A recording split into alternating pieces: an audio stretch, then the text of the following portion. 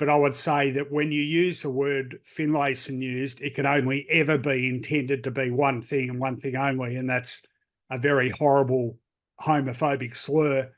The word Clarkson used, I think, is often regularly used without that intent, which not for a moment makes it right, but perhaps makes it less punishable. Do you agree with that?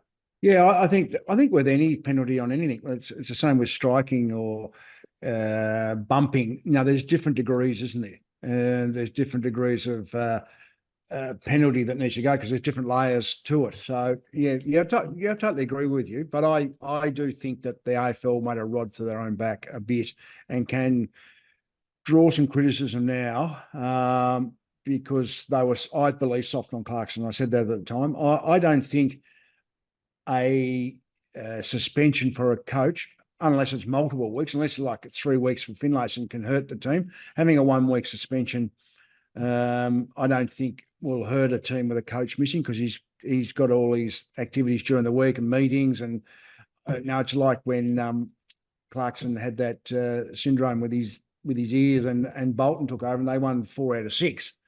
I mean, he's still having some input in. So I don't think a suspension for a coach. I think they should have had a really hefty fine for Alastair and maybe a 1 week suspension as I think a token gesture is a suspension. But for a player, it really hurts because they lose momentum in their form. They'll obviously train hard, but can lose some match fitness.